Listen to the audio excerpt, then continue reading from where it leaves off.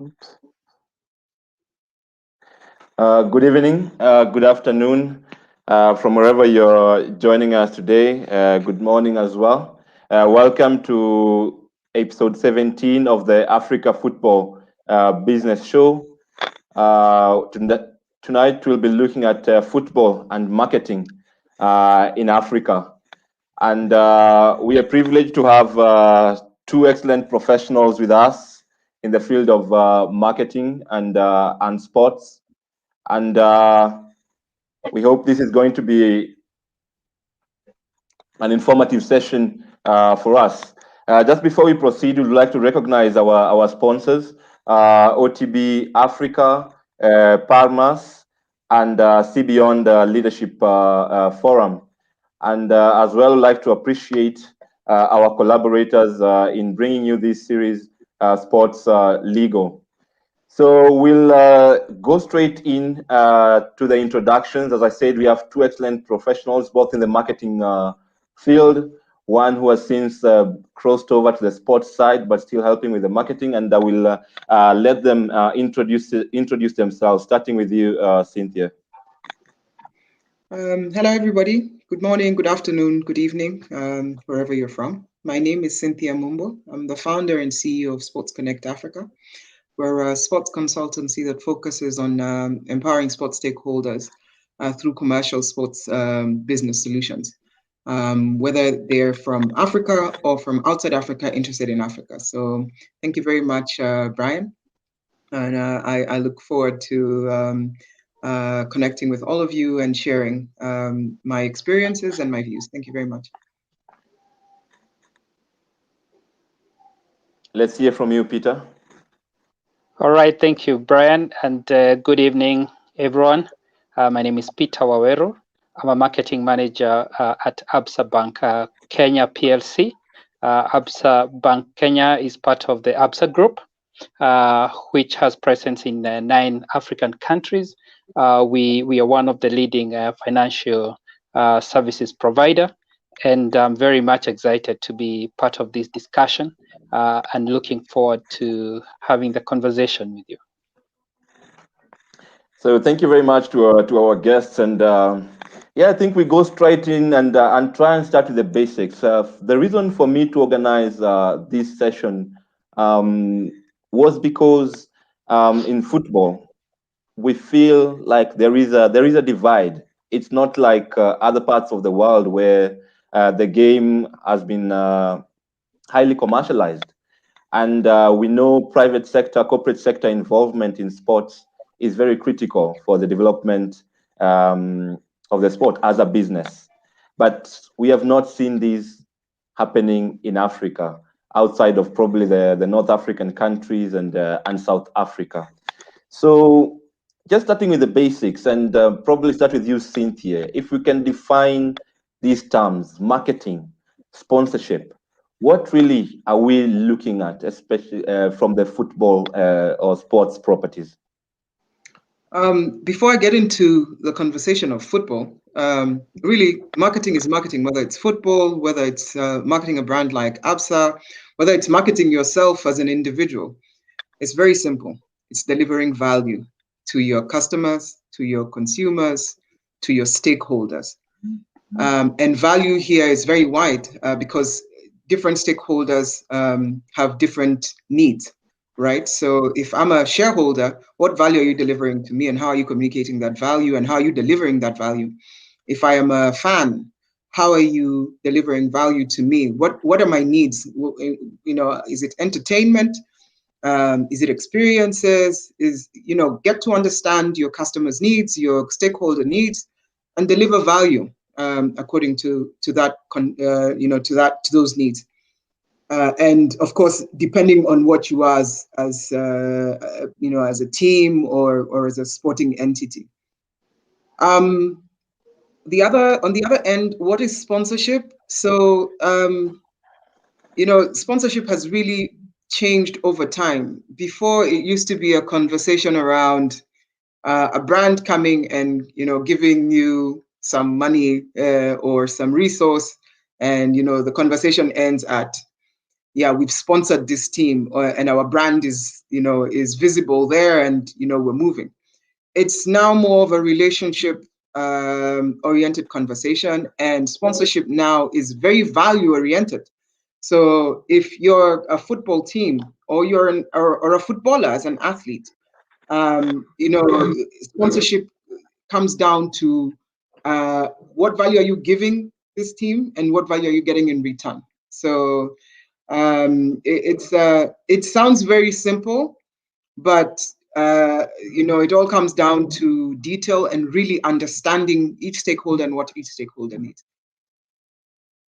Excellent. What do you have to add to this, Peter? And of course, touching on branding, we know Absa is one of the big brands we have on the continent. What usually are you looking for when you're engaging with sports properties? How do you define the value that Cynthia is talking about? Well, let me first of all agree with Cynthia about the whole change that has occurred in the world of sponsorship, and especially if you look at how brands come into play into sponsorships. And I truly agree with her about this changing from a transactional engagement where we come in and put money and have our logos in the pitch or wherever it is that the sponsorship is taking place, to a relationship that is that goes beyond the activity itself. And if you look at a brand, and every brand has got its own purpose, it has got a reason why it exists.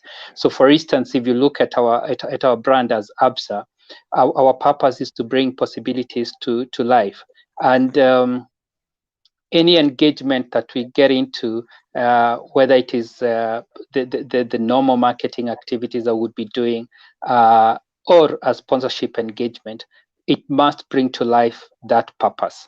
And I think that's a primary thing that brands like ourselves would be looking at. How much value does the sponsorship bring? How much alignment, or how aligned are we as a brand and the rights holder from a value perspective?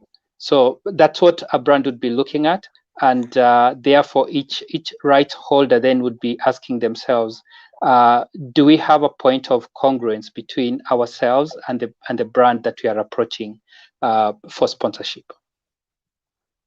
All right, so we're already starting to see the challenge that probably could be facing our sports properties here in Africa. The transaction really has changed, or the relationship between brands and sports sponsorships has changed. From your experience, Cynthia, why do you think we have not caught up? How come we are not getting investment from the big brands like Absa, for example? I know they are doing a lot, but how come, especially football in sub-Saharan Africa, is struggling to find investment from the private sector? Thank you so much. That's a very important question. Now, you can't sell value unless you know yourself. You can't. You really can't sell anything unless you have organized yourself. So when you go out to Absa, you go to Absa and say, please help me with 2 million because I have a tournament. Absa is not in the business of helping anybody. And we need to understand that. So how have you valued yourself? What is your strategy? Like Peter says, they have a purpose as a business. What's your purpose as a team? If you look at teams like Manchester United, if you look at teams like Arsenal, Olympique Lyon, they have strategic intent as teams, right? They have strategic intent. So what is your strategic intent? If I go to Peter and say, Peter, I'm looking, I'm a football team. This is what I have. I have 4 million fans. I have this. You need to know all of that, right? This is where you will be able to access them. This is how I will be able to, deliver this value. So delivering this value now is you knowing yourself and being able to say that this is my value. I'm worth 100 million. So I'm telling you that I have 4 million fans. And if you give me 10 million shillings, the value you will get is 100 million, because you will be in the eyes of 4 million fans every so often, 2 minutes in a game and stuff like that. We need to understand, but that also doesn't come overnight, because I can go to Peter and say, this is what I have, but I can't prove it. And so the reason we are not, making it happen is because, one, we have not organized ourselves. Nobody, no brand anywhere on the planet wants to be associated with, I'd call it crap. I'm sorry. I'm as straight as they come. No brand wants to be associated with disorganization. No brand wants to be associated with lack of understanding. So I'll only come to you if you understand my values, your values connect with my values. And that is stuff that you can't fake. You can't fake it, because people see you're a big football team, but consistently there is fights. Consistently there's negative news about you. Consistently there's stuff about you. There's no, how do I put it? There's no strategy around how you're managing your PR, how you're managing your brand, because that is what people buy into. So if you cannot convince yourself that you're worth something, how then do you go to convince the brands that you're worth something? Because they're not going to spend their dollars. Remember, they have their stakeholders. Their shareholders want their money back. So if they're going to invest in anything, sponsorship is an investment. So if you're going to invest in anything, they want their money back. You have to convince the shareholders. You have to convince the customers, right, that this is worth us participating in. I know Absa is running something across the continent now. So you have to convince me as a fan that Absa is worth my time. And that's where we're going wrong. But it doesn't happen overnight. You have to have structures that work internally. You have to understand business acumen, because if you don't understand business, then what are you selling, right? You have to understand that football is a product. And around this product, how do you brand it? What are your commercial objectives and all of that? And that's where we're going wrong. It's like any other business. Absa is not going to sell to us banking solutions unless they understand the needs of the consumers, and they consistently change as well. So what the bank was 5, 10, 15 years ago is not what the bank is today. Who the fan was 15 years ago is not who the fan is today. You need to understand that consumer. 15-year-olds, Africa is 60% under 35. What are they doing? You need to align yourself around this person who's viewing you, who's connecting with you, and then understand how that alignment connects with the brands. Excellent. Just staying with you, Cynthia, you seem to have worked closely with some of our sports properties from the way you're talking, and Right. definitely there is like a disconnect between our clubs, our leagues, and potential sponsors, investors in the game.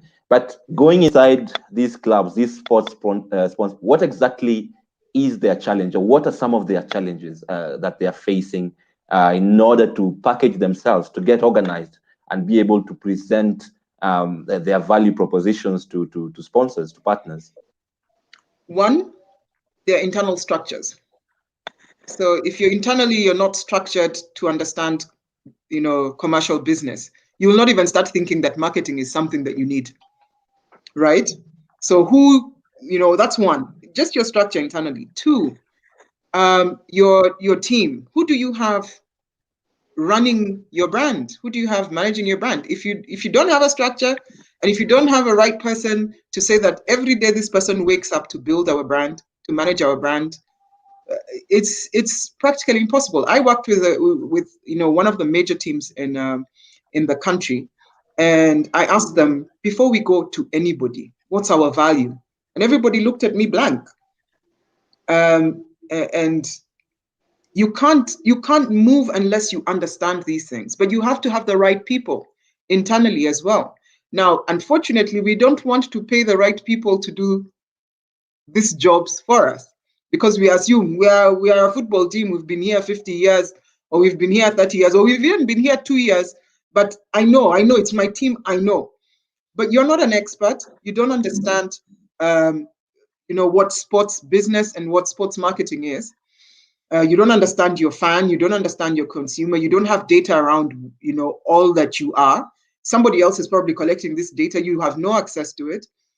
It's very hard to sell what you don't know, or what you can't assume. We're in a world where data is everything, information is everything, so you must understand yourself. And for me, those two things are really critical. That where is your structure and your strategy, and internally, do you have the right people to be able to bring this to life? If you don't have that, you're chasing the wind. It's impossible to be able to put these things together and walk into somebody's room and say, I have ABCD. I think many of the brands, the sports teams that I know, fabulous brands, but you will find that the brand comes from the outside and says, yeah, I know you guys are really good. And then they dictate the terms for the team because the team doesn't understand what they're worth. So it's a big challenge. I see that as the biggest challenge.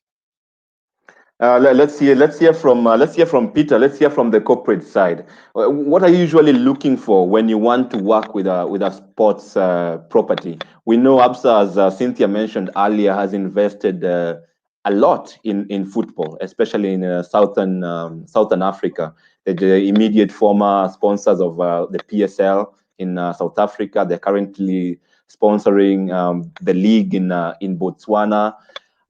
And even in sports, recently we've had the Magical Kenya Open, the Savannah Classic, successful events that ABSA is supporting. What are you usually looking for when you want to work with a sports property? And in this case, our clubs, our leagues here in Africa.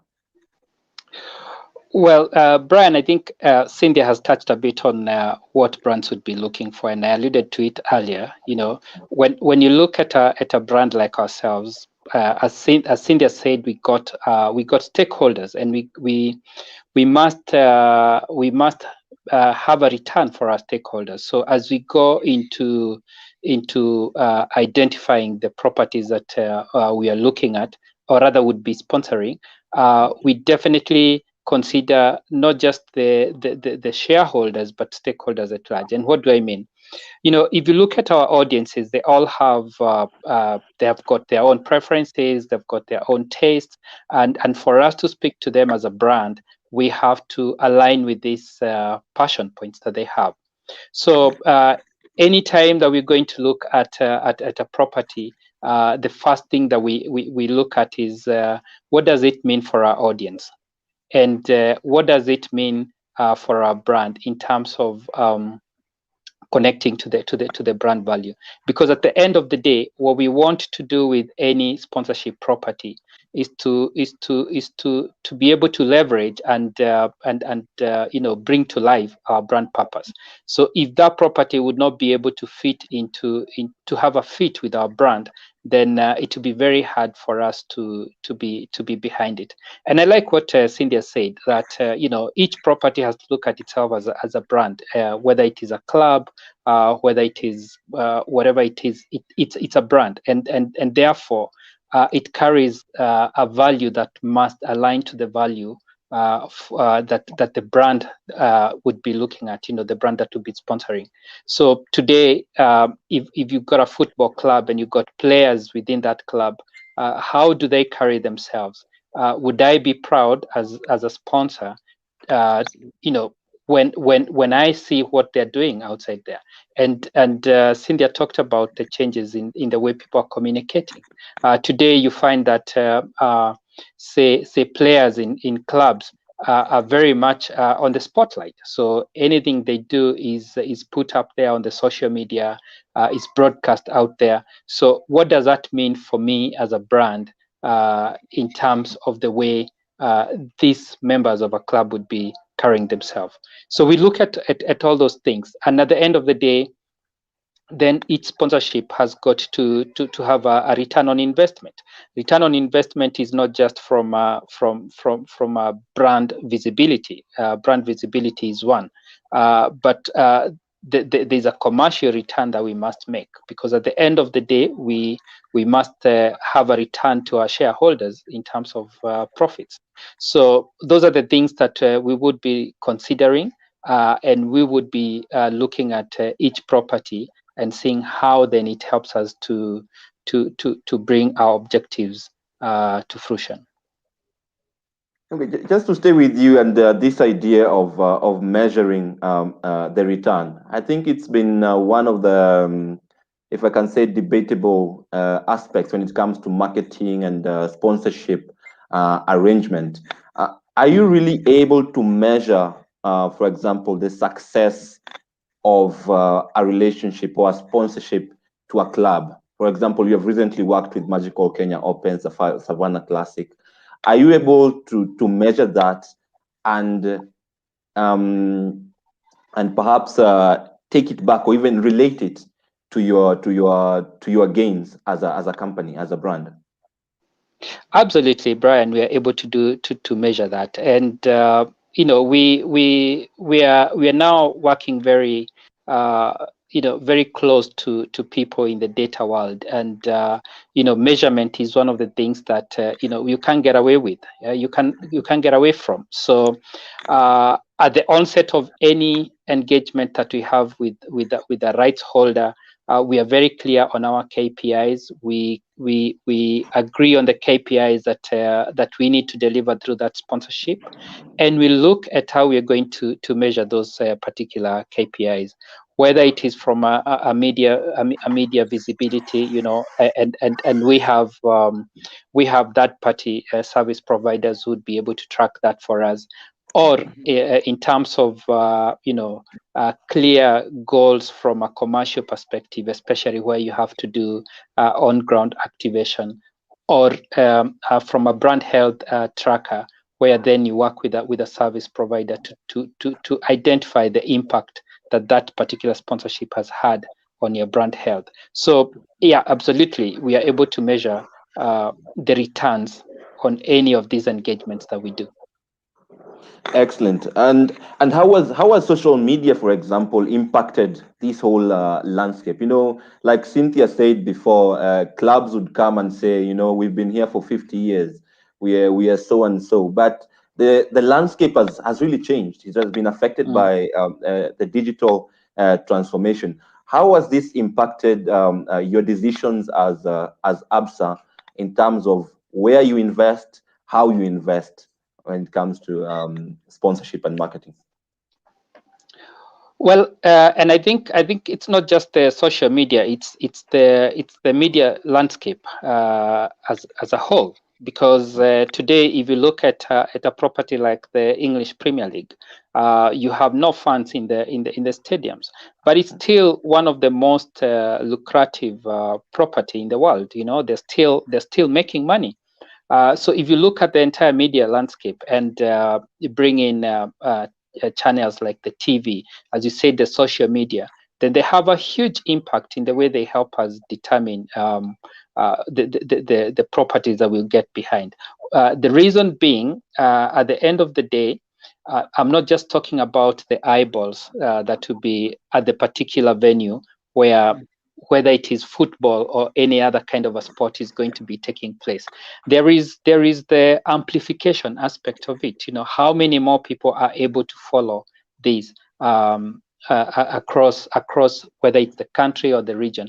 But over and above that, and going beyond what is going to be visible from a branding of an event or an engagement is the stories that we are able to tell through this media. Yeah. So from where we sit, sponsorship is not just an event-based engagement. There's a lot of engagement that we look at. There's a lot of storytelling that we should be able to achieve from a sponsorship, whether it is through the, for instance, the players, if you're looking at players, or through other assets that the rights holder would be having. So how much more are we able to extend our storytelling beyond an event? And therefore, something like social media gives us a huge opportunity, because we are able to engage with our audiences. They are able to give us instant feedback.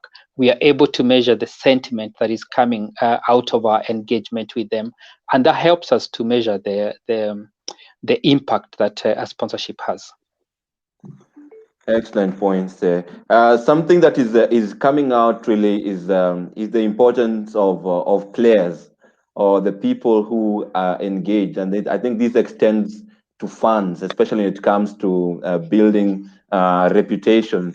And I will push this to you, Cynthia. You're also a former athlete, so you also understand how important it is for players, for fans, to be managed as part of a sports property brand. What has been your experience, especially when trying to market some of our clubs, Cynthia? How important is this issue of players and fans? Peter mentioned this, and this is very valuable. So when fans come to watch the game, who are they coming to watch? It's the stars. So those are the two most critical stakeholders in sports are the guys on the pitch and the guys who watch them. Even in the estate where there's no TV and whatnot, and kids are playing football, the guys on the pitch will be there, and then there are those of us on the sidelines who have our favorite guy who juggles and who does this and who does that. But you have to understand that when you move to a commercial conversation, then they become assets. As individuals, they are their own assets, because we have to, differentiate the two. When you look at Olunga, he's an individual, he's an asset on his own. But when he's with Harambee Stars, the full team is an asset. So, as players, how do they carry themselves? What do they stand for? How do they manage themselves? How are they managed? Because in our situation, many of our players are not managed. So you find that they come in, they play their football, they go back to the hood, right?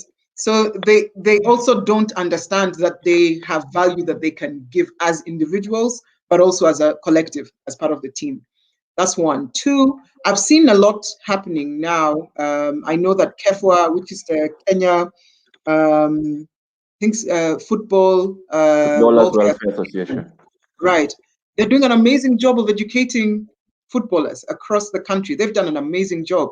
And now, players are more enlightened, whether it's about their contracts and, their personal brands and stuff like that. But there's a great opportunity for brands to come in and say, we'd like to work with you, but this is, where you need to go, because education is a big, point. A lot of our athletes have no idea. A lot of our footballers have no idea that they are brands and how they need to carry themselves so that they can push themselves to the next level. I'm currently working with an incredible gentleman, Danny Tawia, who is the former VP of innovation and brand at Nike, and we're working to build football stars, or sports stars, not just football stars, but sports stars across Africa, because very few exist. I think I was very excited today when I was driving in Kitengela. I have to say that, and I saw a very big billboard of Eliud with a brand. I was very excited. But how often do we see that, and how we know what's the longevity of that? So what teams need to understand is that your players, part of the greater conversation of the strategy, that your players must understand your strategy, your players must understand your ethos and your purpose, and they must live that brand. They are employees like any other employee. So if I'm working for Absa, I think the first thing that Absa does when you come in is they take you through an immersion where you're immersed into what the business is about, what the brand is about, how you need to carry yourself. You sign so many forms and papers and whatnot to say that I will abide by these things, because that's the culture that is built within the system, and you need to understand that. And that's whenever you're facing, whether it's consumers or fans, you need to understand that that is what they're about. Whenever I'm facing, I can see he's wearing Absa, you know. So when he's facing anybody, he's speaking on behalf of his company. What does that mean? So players need to understand that, but teams need to understand that they, you know, where are we in this environment? Our players don't understand that, so we need to empower them so that they can know that they are part of this conversation, and that would build value moving forward.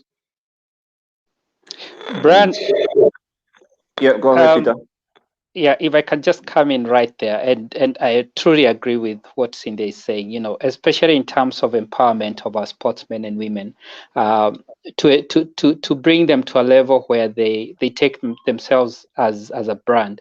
It's something that we've been very much committed to, and in the past, we've worked with different groups or different clubs to, you know, they have the talent, the football talent, but then as a brand or as a bank, we've got skills that we can bring to them. So we've got a program that we call Ready to Work, and Ready to Work is a 4-module program that trains especially young people who are in, you know, getting into the world of work.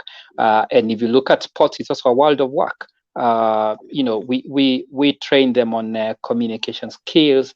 We train them on money management. We train them on you know, employability skills. How do they deal with you know, with the interpersonal skills? All those skills we are able to train them. And for us, that has been something that we want to impact athletes and sportsmen and women on, because as Cynthia said, as they walk out there, they're a brand and they need to carry themselves as a brand. So it's a very important point to bring out. Yeah, I think that's very important, and I must say it's also very close to me as a person, and for the Football Foundation for Africa, is something that we are really keen on pushing. How do we fashion our players? How do we mold our players? How do we develop them? And I have to say, a sport like football suffers, if I can use that word, suffers from a lot of what we call historical issues. Traditionally, the sport was a working class sport, and when I say working class, it's not the Kenyan working class. So you find that a lot of the players, a lot of the fans, they come from the lower echelons of society, and it's a struggle for us to get football closer to the corporate world. In Europe, they managed to do this, but it took them time. So what would it take, Cynthia, for example, to transform an industry like football to have what we have in Europe? And that's on an industry perspective, not necessarily to have the same kind of football or the same kind of business. And as you're bringing it out, education is very important. We really need to invest in the education of our clubs, of our players, and at scale. So thank you very much for bringing out this point. And I'm getting some questions from our viewers, because Cynthia, you've talked about stars and creating stars, but we also know like a bulk of the football industry is grassroots. And one of my viewers here is asking, can the panel please share some light on how small clubs and academies can market themselves without significant budget? How can these grassroots football communities be part of the corporate conversation? Great, that's a good question, because I'll go back to understanding yourself as, you know, as a club, and understanding the corporates that you're approaching. So, and understanding the avenues that you have to market yourselves. So if you're a smaller club, where are you based? Who is your audience? You need to understand who your audience is. If you don't know who your audience is, start by building your audience. Now, your audience in this space, I believe, is your local community.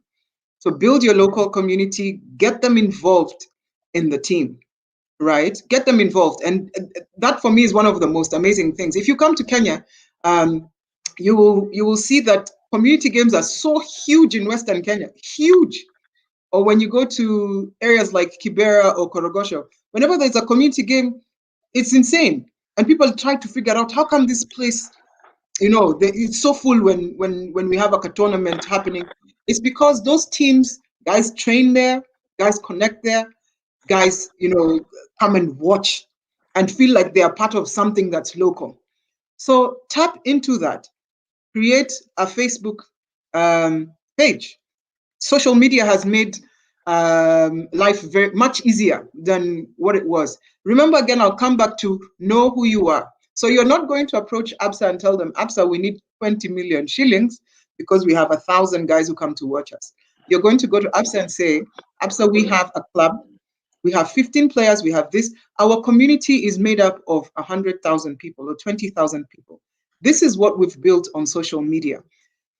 From your angle of community service, or I don't like to call it CSR, but just in terms of the relationship that you have with communities, would like to engage you to come and support our club and show them the value that they would get from that angle.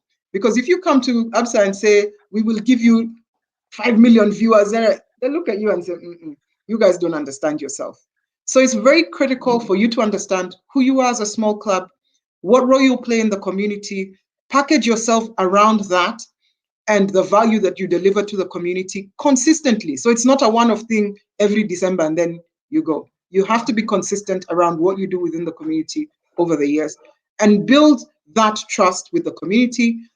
Before you know it, the brands will want to work with you. But remember, again, you're not going to go to the brands and say, we want the whole world. You have to understand that how does this brand connect with a team that is at a community level? And how can we be able to show them that we will deliver value? Can we run activations so that they can pull in 50 new accounts every time we're having a game? Because they're interested in accounts and they're interested in savings and they're interested in this and that. So once you understand that that's what ABSA is looking for, then show them that you can be able to provide that platform for them. Consistently communicate on your social media platforms. Be present. Invite people to speak, within your communities, bring in as many big people as possible, because people will start asking, how come all these big guys are coming to this community space? And throw yourself out there. What I learned, because I'm very privileged, if I can say, I'm very lucky. I was born in Kibera, but I never imagined that I'd be in a space where I'm speaking to Olympic Lyon or NBA or whatever. But I always threw myself out there. Right? So the world is big now. There's nothing that stops you if you've packaged yourself properly and consistently. It didn't take me 2 days. It's taken me 10 years to be where I am today. I'm not saying it's going to take you 10 years, but what I'm saying is understand yourself, understand your environment, understand your community, package yourself according to what it is that you feel your values and what you want to achieve, and then approach brands from that space. Over time, with consistency, you will find that brands will want to engage with you. Peter, am I speaking from the right space? Exactly, Cynthia. I agree with you. I think what I could add is that as a team, as a grassroots team, and if you build your connection with the community that you have and build that value, definitely brands will be able to spot you. But I think the opportunity that teams should also be looking at is the opportunity around them, because a lot of times you'll tend to find that people will go for the big brands because they saw a big brand sponsoring a big event somewhere, and that's the first thing they want to go and speak to, Mm-hmm. But they forget that there are communities that they work with. So if you work in an area, you have got businessmen and women who are within that community. You have brands that are already operating in that community, and I believe that it's in the heart of every brand to be part of a community and to give back to them. So start from there. Start by giving them value and getting them to participate in what you're doing. That helps you to build your value yourselves as a brand, and with time, then it's not you who will be going to a big brand. It's a brand that will be coming to you because they find a point of connection, especially given that they're interested in those particular communities that you are with. We have a question here from one of our viewers. Is it true to say that community is your first sponsor? Just going on from what you were saying, Peter. Absolutely, your community is your first sponsor, and we've seen that some of the most successful teams, even the teams that we follow on leagues like the English Premier League, those teams have first of all come from communities. You know, they have the community support around them, and from there, then brands have come in and helped to build them to where they are at. But community is your first point of call. Okay, now that you've mentioned the Premier League, maybe something a lot of people are usually curious about or the challenge. We know ABSA, for example, is working with the EPL. A lot of people would like to understand because for lack of knowledge or the right knowledge, you hear a lot of ABSA is sponsoring the EPL. How come they're not sponsoring KPL? What should you say about this? How can you inform our audience or help our audience to understand the engagement, for example? So we've been part of the English Premier League for a long time, for over a decade now. You know, previously as we operated as Barclays, we were the headline sponsors then, and even in our transition into ABSA, we kept our association with the English Premier League. And simply put, you know, if you look at our audience, not just in Kenya but in Africa, you know, people are so passionate about football, but much more so, they're so passionate about the English Premier League. And for us as a brand, we felt that it is important for us to continue bringing the action of the English Premier League closer to our audiences, and that helps us to connect with their passion points, because that's a great passion point that is there. And if you look at how we are associated with that, the impact is not just from the brand visibility that we get on TV or something of the sort, but it comes down to the communities that where we operate. So, for instance, with our engagement with the English Premier League legends, the former players, and possibly you've noticed, whenever we bring them into the country, we do hold football clinics. We expose them to teams that are playing here. You know, the last time we had a legend here in the country, we were at Camp Toyoyo, and we were with Musa Otieno there with the teams that he's working with, just getting to mentor them, to expose them to a talent that is playing at a global scale. And we believe that by exposing that talent, then we are also bringing our purpose to life, you know, that which is bringing possibilities of the audiences that we target into life. And we want to inspire them. We want them to have that inspiration, and from there we believe that they're able to achieve their ambitions. Okay. On the same note, Cynthia, I'm also, like you've said, you're working with some international brands. There's a lot of interest in Africa at the moment, and you are supporting that that initiative with some of your projects, because Africa, as we always say, is the next frontier, or Africa is the next big thing. But how do we position ourselves as a continent, as a football community, to make sure we benefit from these international interests in Africa? Well, I'll start off by really just describing our environment.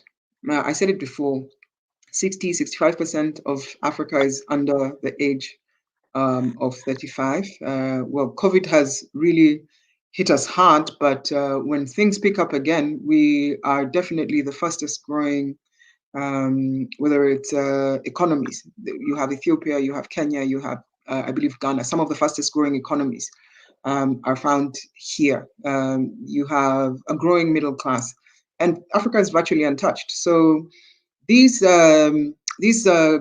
global brands, one, they have two, three-pronged ways of looking at it. They have fans who are in Africa, and these fans who are in Africa, how are they engaging with these brands? So, you know, now with social media, Africa is digital. We moved from analog directly to digital. So we have smartphones, and we're just looking at these numbers and they're insane.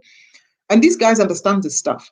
So we have mobile money, we have microtransactions and things like this. These guys understand these conversations. And if they don't, they're reaching out to some of us who understand the continent and the opportunities that lie within and say, hey, how can we be a part of this? But also Africa and African nations, for that matter, are looking to, build their brands. They are looking to bring in investors and bring in and change the narrative of Africa. So as Africa, going to your conversation, as Africa, what we need to do is position ourselves. There is no better place to position yourself than the English Premier League, if you ask me. There's no better place to position yourself than the English Premier League. Of course, depending on what brand you are and what it is that you're trying to achieve, but there's no better place. So, as Africa and African nations and African individuals, it's for us to look at the big picture and how do we position ourselves through this platform, one, but two, how do we, after they say, okay, we want to be involved with you, how do we position ourselves as Africans to say that we'd like to be a part of this? Am I a football academy?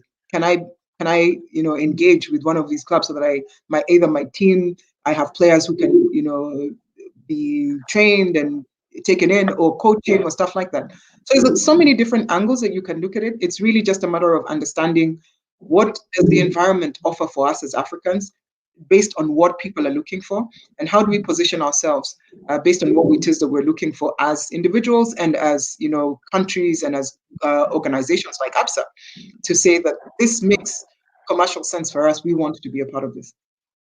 Excellent. Maybe Peter, you just we are talking about Africa. I think ABSA is one of the brands that is doing well in pushing these narratives with your mantra, Africanacity. If you can tell us more about these and how can we leverage on these as sports brand, as sports properties, we would really appreciate. As we draw to an end now, we'll take a few questions and then we'll close. Well, Brian, I think just to segue from where Cynthia, what Cynthia was saying, with all these sportsmen and women, there's a lot of effort that goes behind the scenes. They have inspiring stories. Some of them have come from very, they have struggled to be where they are, and those stories are what inspires. And as we celebrate those stories, we actually call that Africanacity. So to us, Africanacity is that distinct way of getting things done. We believe as a brand that our purpose is to help people get things done, and getting things done here on the continent. There are always, ingenious ways that you find people get solutions, and we like celebrating that as a brand, and therefore the mantra Africanacity. Excellent. And how can sports people, maybe it hasn't come out very clearly when it comes to Africanacity, what's the uniqueness that we see in our continent that we really should push? Well, if you look at our continent and you look at our sportsmen and women, actually they bring to life that whole story of Africanacity through their own stories, and we believe that it's that inspiration that should be able to influence the upcoming athletes or the upcoming sportsmen and women. For instance, if you look at I'll just reference Magical Kenya Open, where we were, sponsoring the last couple of weeks. You look at the Kenyan players who are there; they have all started from a very humble beginning, but put in lots of effort.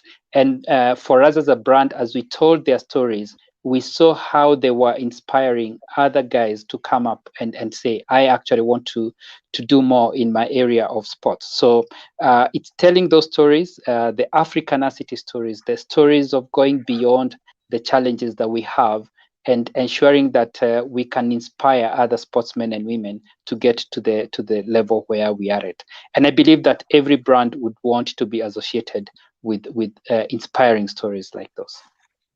Excellent. We have a question from one of our viewers. Please share on current and near future marketing trends which African football must follow. I'll field that to you, Cynthia.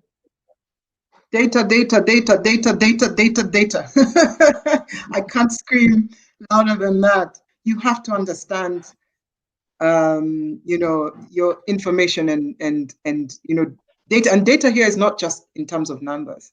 Understand yourself, understand who is viewing you, understand your community, try as much as possible to collect this data and be able to share that with whoever you want to connect with you. 2, social media. 3, mobile trends, and smartphone trends. It's very important to understand these things. 4, content generation. So you don't just have a smartphone, or you don't just understand areas around just what people have or the data they have, but content, and how does that affect these people who are viewing you and connecting with you. Also, very important around brand and value. So this has been going on for some time, but really brand and values, not just value as brand value, but values. The world is changing. The consumers are extremely, young guys are very picky. The guys want to know, what does this brand do, and why does it do what it does, and does it connect with me? And also understanding consumers is very important, to understand that they change their minds quickly. But Kenyans, we are special. When we love something, we love something. So understand all of that. I think from a marketer's perspective, those are just some of the few things I think you need to connect with. And now that I'm not necessarily working with as a brand, I used to be head of marketing at Menengai, so I was very tipped up on some of those things. So I'm going to throw this to Peter to add on to what they look at in the marketing world and marketing trends. Well, you've talked about the trends that are there, but I think even as brands, we are moving from being transactional with our audiences to, we are being purpose-driven brands. And for you as a property, then, and I'm calling clubs properties, because they have the assets that they come to present to us as brands. You must understand the brands that you want to work with and what it is that they stand for. I think there is a lot of work that needs to go into understanding who it is that you want to speak to, understand the consumers that they target, what is it that drives them. And once you get to understand that, then you're able to say, what value do I bring to the table?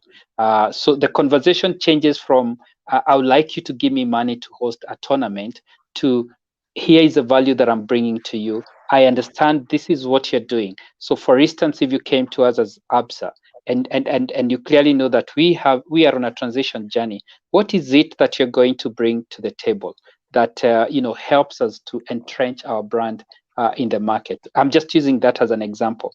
I think for data, we can't get into that. It's important that you understand the assets that you have and the value that they carry. A lot of times you'll find that clubs or groups have a lot of assets, but they don't actually understand that they have them, and they don't understand the value that they carry.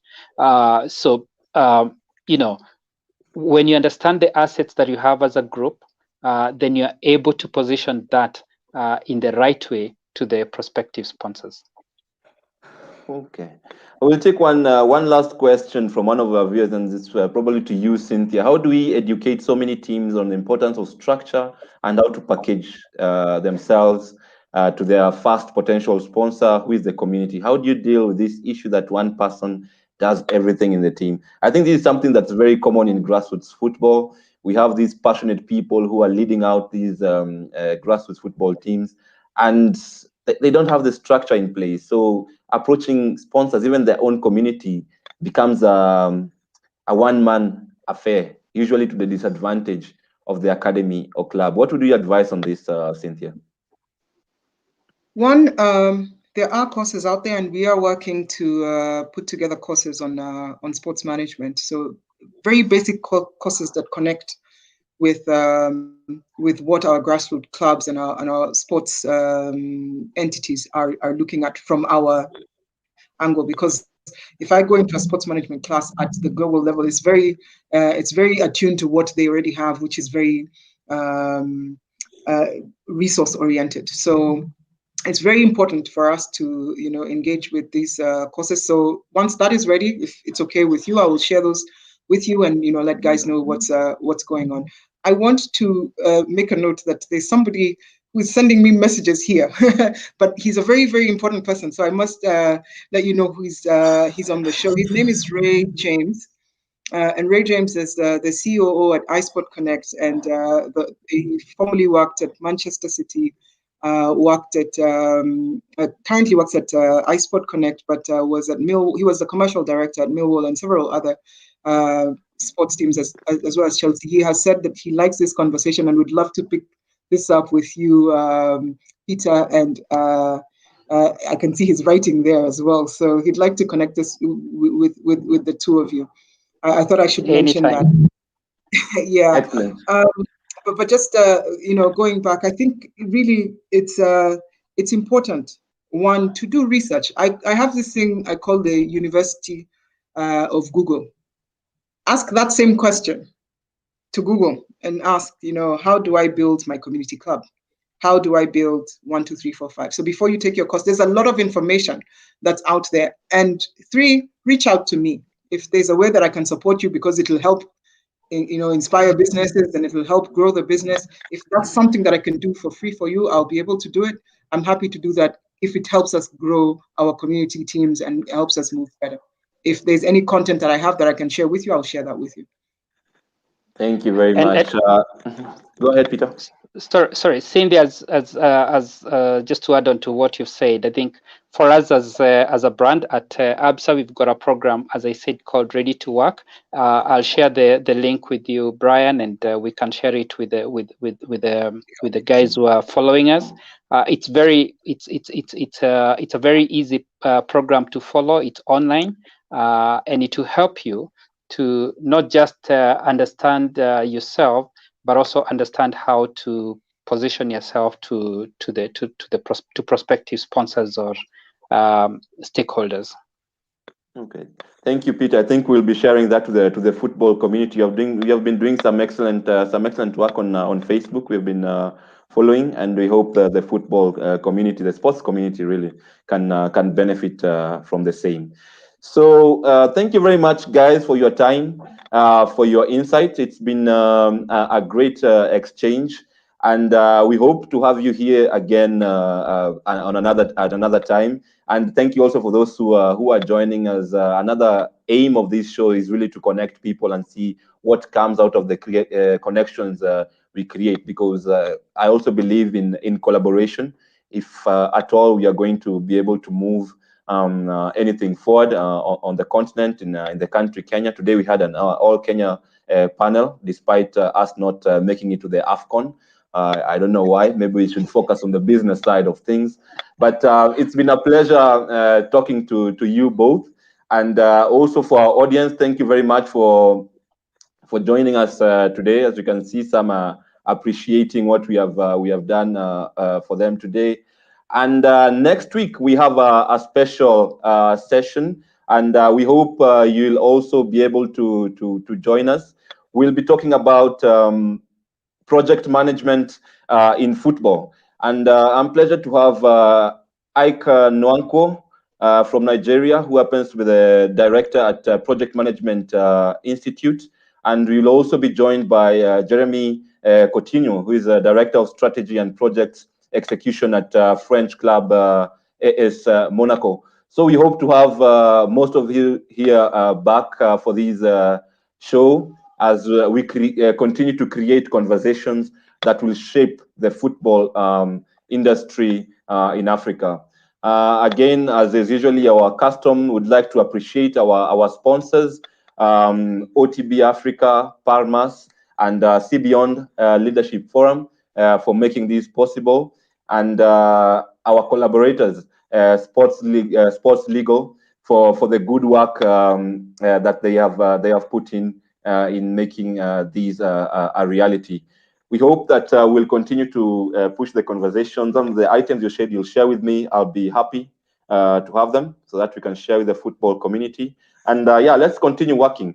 We have a lot of work on our hands, and it's important that we get together, join hands to make it happen. So with that, I will wish you a nice evening, nice afternoon, good morning, good day from wherever you're joining us. And see you next week for the special session on project management in football. Thank you.